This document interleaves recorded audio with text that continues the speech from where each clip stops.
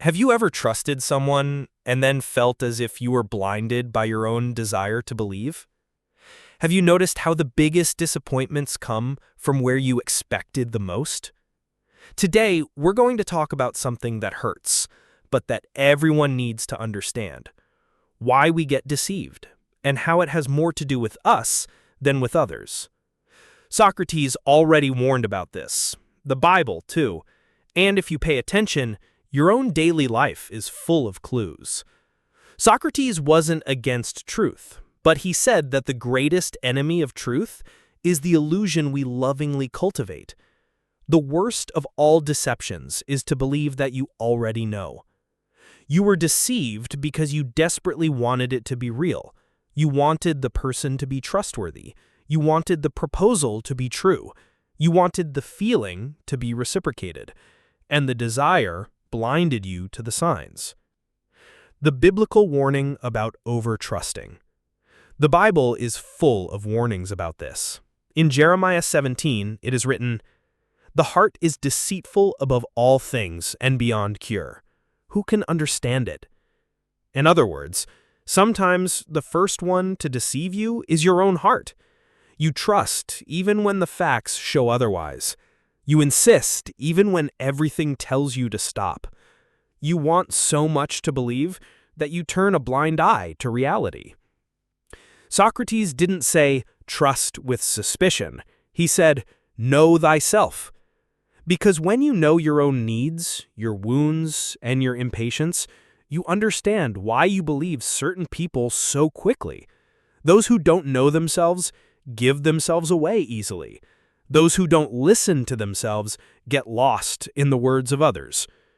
When trust becomes blindness, in daily life, this is clear. You start to ignore small signs. You justify strange behaviors. You forgive everything, even without real repentance. You blame yourself when the problem lies with the other person. That's when you stop trusting by choice and start being manipulated out of need. Emotional illusion is the strongest blow. In Galatians 6, it is written, "Do not be deceived.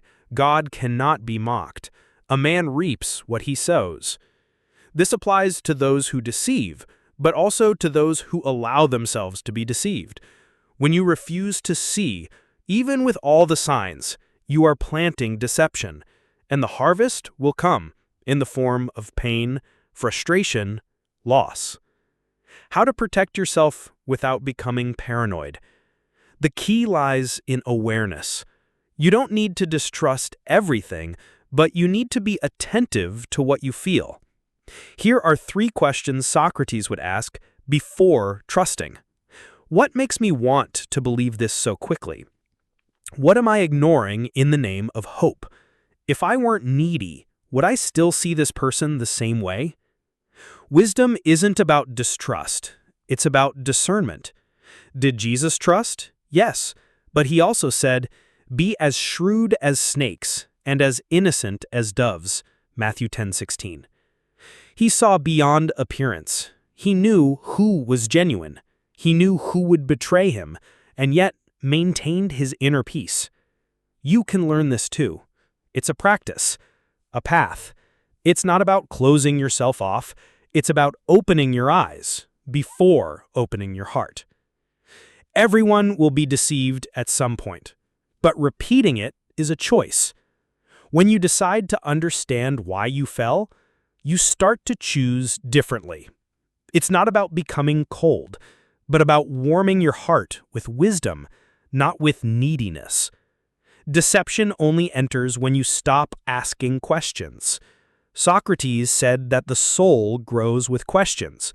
Jesus said that truth sets you free. And you, are you willing to look at what you avoid? To hear what hurts so you don't live deceived again?